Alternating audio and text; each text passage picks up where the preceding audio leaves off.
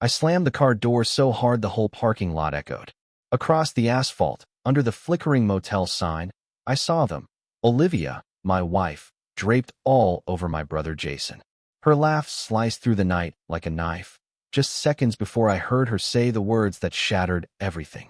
My husband will just watch as we take everything from him. She smiled, drunk on her own cruelty, while Jason nodded and kissed her neck like they were already celebrating. I didn't even think. I shoved the door open and stormed across the lot, shouting at the top of my lungs. Not gonna happen. They froze. The world froze. Olivia's smile vanished, replaced by a look of pure horror. Jason went pale, like he'd just seen a ghost, because he had. That was the moment everything changed. That was the night I stopped being their fool and started being their nightmare. For a few seconds, we just stood there, three statues under a buzzing neon light. Olivia broke first. She straightened her skirt, plastered that fake, syrupy smile on her face, and strutted toward me like nothing had happened. "Ethan," she purred, "this isn't what it looks like." What a damn cliché. Jason hung back, eyes darting between us like a scared little kid caught stealing cookies. His hands trembled, and the coward couldn't even look me in the eye. I didn't say a word. Not yet. I wanted to see how deep she'd dig her grave. "You're being dramatic," Olivia said, reaching for my arm like she could just erase everything with a touch. "This is just business." Jason was helping me negotiate some contracts. I pulled my arm away so fast she nearly stumbled. "Really?" I said, my voice calm, too calm. "Business meetings usually end with you planning to rob your husband blind?" Her face twitched, just for a second. Then she laughed, high-pitched, forced, the sound of a cornered animal trying to sound brave. "You misheard," she snapped. "You're paranoid." Paranoid. That word cracked something inside me. I trusted this woman with my life, and now she was gaslighting me like I was the villain here. Jason finally found his voice. "Ethan, man, listen. Don't." I cut him off. My hand was already balling into a fist, but I kept it down. "Barely. You're both dead to me," I said. "You just don't know it yet." And with that, I turned and walked back to my car, leaving them standing there in their cheap betrayal and fake perfume. I drove aimlessly for hours, the city lights blurring past like smears of color I couldn't focus on. Anger, heartbreak, humiliation, they all fought for space in my chest. I wanted to scream. I wanted to hit something. I wanted to wake up and find out this was some twisted dream. But it wasn't. It was real. And it was war. By the time I pulled into my driveway, a storm was already brewing in my mind. I wasn't just going to divorce her. I wasn't just going to leave. I was going to make her pay. Jason too. Every lie. Every fake smile. Every moment she made me feel like I wasn't enough. It was all going to come back around and crush her. I spent the night sitting in the dark, staring at our wedding photo on the mantel. Me, in a cheap rented tuxedo, smiling like the happiest fool alive. Her, in white lace, pretending she wasn't already rotting inside. My phone buzzed. It was a message from Olivia. "Babe, can we talk? You're blowing this out of proportion. I love you." I laughed out loud, a hard, broken laugh. If she loved me, I'd hate to see how she treated the people she despised. No, there was nothing left to talk about. Only action. By sunrise, I had made 3 calls. One to Martin Keller, the nastiest lawyer I knew. One to a private investigator recommended by a friend who'd gone through his own messy divorce, and one to my bank. If they wanted to play dirty, I was ready to get filthier. I locked every account, froze every card, and started moving assets faster than Olivia could blink. She had no idea I had separate emergency funds. No idea I had a prenup tucked into the back of my safe she conveniently forgot about. I was calm, collected, deadly, and for the first time in months, maybe years, I felt alive. This wasn't just a betrayal. It was a liberation. And they were about to learn what happens when you corner a man with nothing left to lose. It only took 48 hours for the cracks to widen into canyons. The private investigator, Tom Briggs, a former cop with a nose for blood, didn't waste time. By the second morning, he was sitting across from me in my kitchen, sipping burnt coffee and flipping through a thick manila folder. "You're not gonna like what's in here," he said. I already didn't like it, but I nodded. "Show me." He laid the photos out one by one. Olivia, draped over Jason at a bar I'd never been to. Olivia, slipping into his car outside my office when she was supposed to be shopping for our anniversary. Olivia, texting on a burner phone. A dam burner. I stared at the images, feeling the anger simmer under my skin. Every smile, every kiss, every stupid story she fed me. It was all right there, crumbling in black and white evidence. But the pictures weren't the worst part. The worst was the financial records. Turns out, Olivia and Jason had been siphoning money from our shared business account for months. Little withdrawals at first. 1,000 here, 2,000 there. Nothing big enough to trigger alarms. But together, it was over 70 grand. Gone. Spent on vacations I never took, dinners I never ate, and clothes I never saw her wear. And it got darker. Tom dropped a printout in front of me, a chain of emails between Olivia and Jason. Plans, real estate listings, hidden bank accounts in Jason's name. Once we clean him out, we're free, one email read. We deserve this. He's boring, Jason. We deserve better. Deserve. The word echoed in my skull like a gunshot.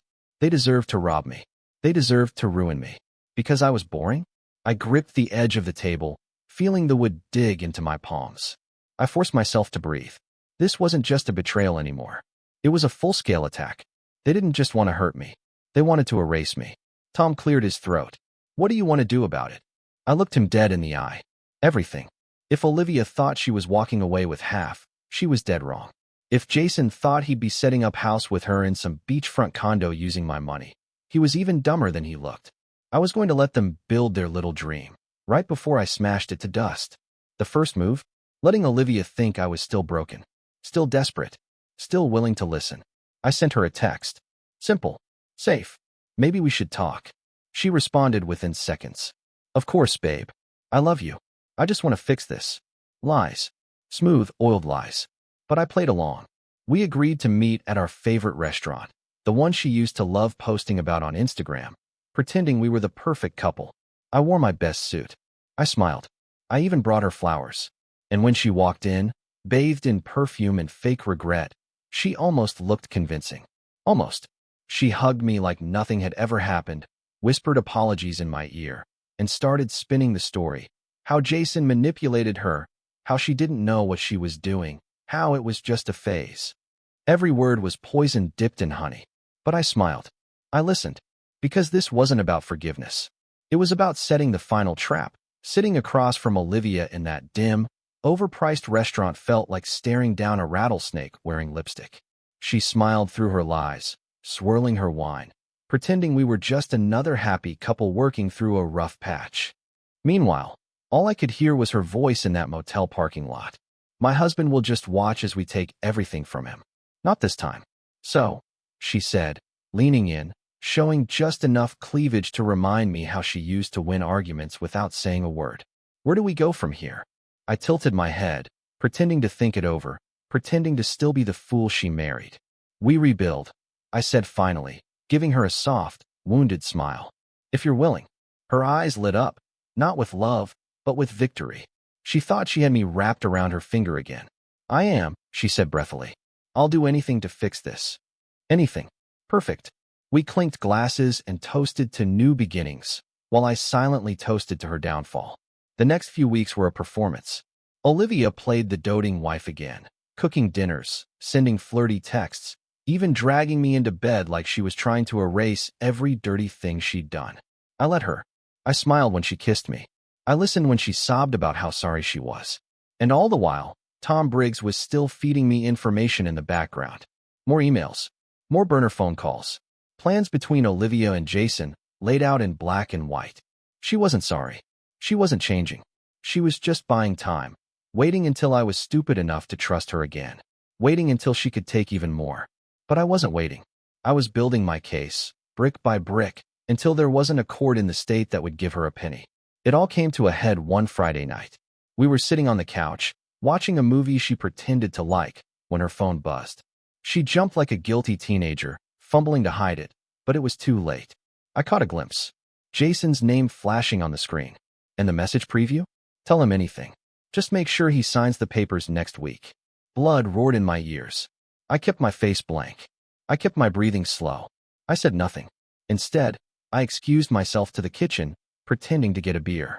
But once out of sight, I grabbed my own phone and texted Tom. Stage 2. Ready. It was time to end the show. The trap was simple. Earlier that week, I had slipped a few documents into our home office, fake business contracts that looked like transfer papers for my assets. I planted them where Olivia could find them easily if she snooped, which of course she did. Hook, line, and sinker.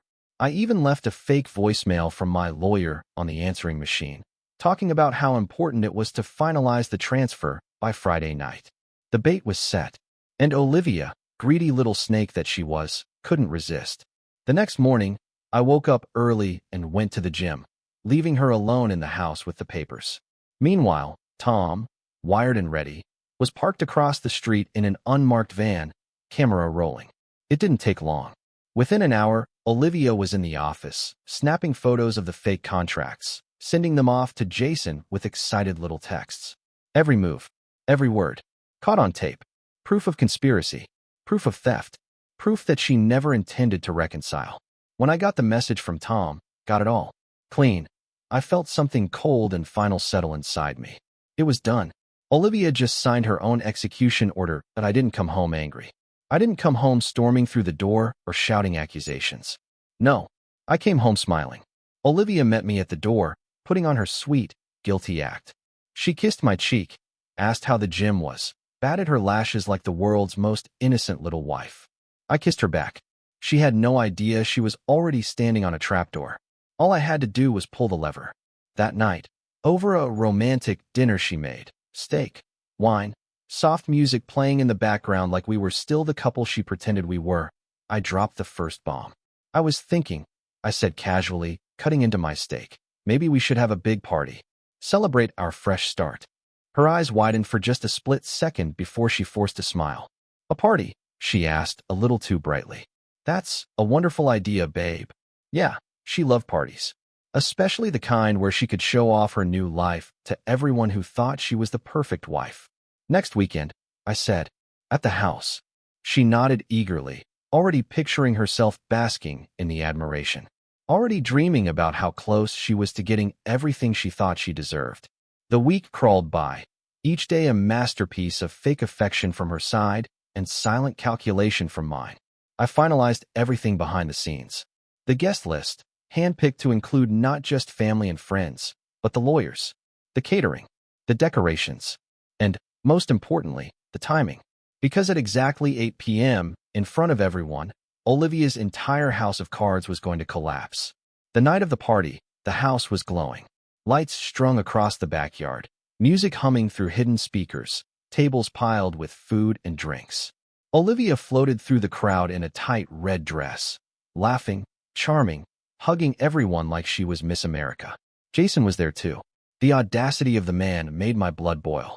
He shook my hand like nothing was wrong, like he hadn't been screwing my wife and plotting to gut my life behind my back. I smiled right back at him, because tonight wasn't about anger. It was about revenge. At 7:59 p.m., I stepped up to the little stage we had set up for speeches. Olivia looked up at me, confused but still playing along. Ladies and gentlemen, I said, tapping the microphone. Thank you for coming. Tonight is about honesty, about fresh starts, about celebrating the truth. A few polite claps, a few curious glances. Good. They were listening. And in that spirit, I continued, pulling out a small remote from my pocket. I think it's only fair to share a few truths of my own. I pressed the button. The big projector screen behind me lit up. At first, just pictures, Olivia and Jason at the bar, Olivia sneaking into Jason's car, Olivia texting on her burner phone. Gasps rippled through the crowd. Whispers turned into shocked murmurs. And then came the real show. The video footage of Olivia, alone in our office, photographing the fake contracts, sending Jason messages about taking him for everything. There was no escape, no excuses. She stood there frozen, her face draining of color, eyes darting around like a trapped animal.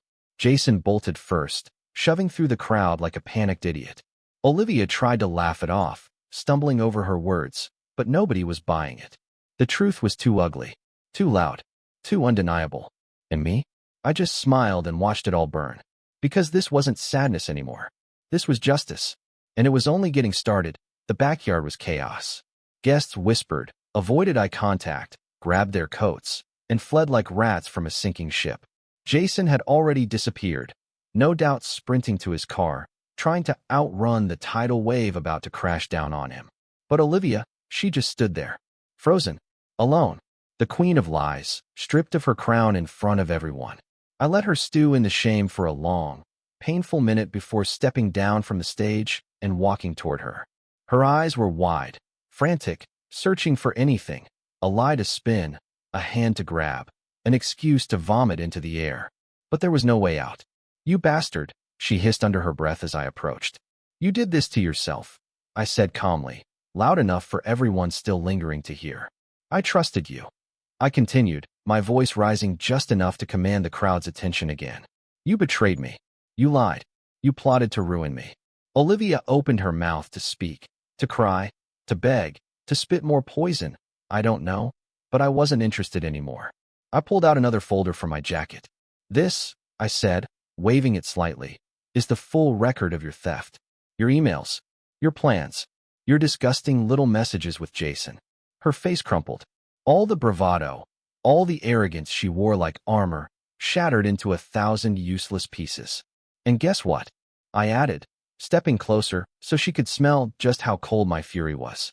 "I'm not just divorcing you, Olivia." I tossed the folder onto the ground between us. "I'm suing you." Gasps again from the few people still standing in the yard, watching like it was a public execution. "And Jason," I continued, my smile widening cruelly. "Already arrested. Fraud. Conspiracy. Embezzlement." I saw it hit her like a slap. Her knees buckled, and she caught herself on the table behind her. Good. I wasn't done. Earlier that day, while Olivia was busy getting her hair and makeup done for the party she thought would crown her queen, I was at the courthouse, filing every piece of evidence Tom had gathered. The police had picked Jason up an hour before the party started. Handcuffs, squad car, booking photo, and now Olivia was next. I stepped aside as two uniformed officers approached from the side gate, their radios crackling softly. Olivia Carter, the taller one, said, his voice grim. "You're under arrest for conspiracy to commit fraud and theft." Her eyes went huge, round, terrified, unbelieving. She actually had the nerve to look at me, like I might save her. Like the man she tried to destroy would somehow still protect her. I stared right through her. "Goodbye, Olivia," I said softly. The cops cuffed her right there, in front of the neighbors, the friends, the leftover guests trying desperately not to stare. Her protests, weak, pathetic, were drowned out by the hum of the night. She was nothing now. No more schemes. No more lies. Just a broken woman in cheap handcuffs, finally facing the reality she tried so hard to escape. As they led her past me, she spat one last venomous sentence. "You'll regret this, Ethan. I'll ruin you." I smiled, genuinely, for the first time in months. "You already tried," I said, "and look where it got you." She snarled like a rabid dog, but the cops shoved her into the back of the cruiser before she could embarrass herself even more. I watched the taillights fade into the night. I didn't feel sorrow. I didn't feel triumph. I felt clean, free, like I had walked out of a burning house with nothing but my soul intact. And trust me, I had plans for that $418,000 they thought they were stealing. Plans that didn't include dragging dead weight like Olivia anymore. The house felt different after Olivia was gone. Quieter, cleaner, almost like it had been suffocating under her lies for years, and now it could finally breathe again. I walked through the empty living room, past the couch where she used to fake tears, past the kitchen where she used to fake dinners, and smiled. Freedom didn't smell like flowers or fresh air. It smelled like revenge finished right. The legal side wrapped up faster than I expected. With the evidence Tom and I collected, her lawyer couldn't even put up a fight. She had no leverage, no sympathy from the court. Jason, still sitting in a jail cell, refused to back her up, probably trying to save his own skin. When it was all said and done, Olivia walked away with exactly nothing. No house, no business, no car, not even the dog she pretended to love for Instagram photos. And me? I kept everything. And an extra $418,000 richer thanks to penalties, damages, and some strategic lawsuits they never saw coming. Funny how the woman who once said I was boring ended up being the most predictable mistake of my life. I could have stopped there, just lived quietly, enjoyed the peace. But something inside me, something she had sharpened with every betrayal, wasn't ready to sit still. So I moved. New city, new house, new everything. I bought a beautiful penthouse downtown, sleek, modern, with floor-to-ceiling windows that looked out over the whole skyline. A symbol, not just of survival, but of domination. The old Ethan, the one who trusted too easily, loved too blindly, died in that motel parking lot. This new Ethan didn't just survive. He thrived. And for the first time in years, I started focusing on me. Not us. Not saving a marriage. Not keeping the peace. Just me.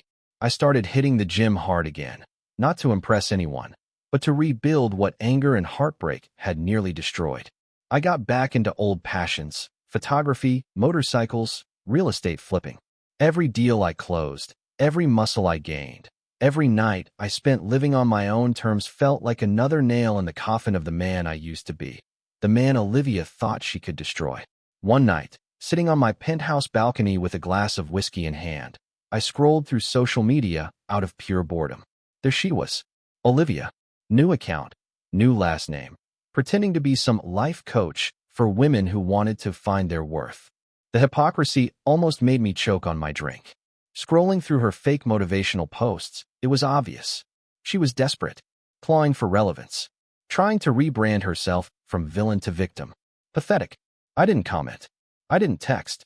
She wasn't even worth a second of my new life. Meanwhile, Jason's story wasn't any prettier. He pled guilty to avoid a longer sentence. Lost his job, lost his apartment, moved back in with my parents, who barely spoke to him anymore. His fall wasn't public like Olivia's, but it was deeper, lonelier, exactly what he deserved.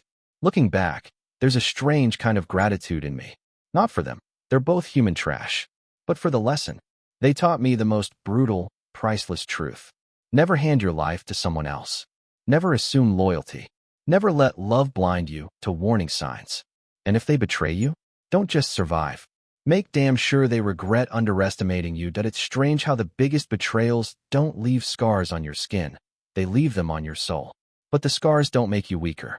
They make you smarter, sharper, colder when you need to be. Sitting here tonight, looking out over the city I rebuilt my life in, I realized something. Olivia and Jason thought they were destroying me. They thought they were pulling off the perfect con.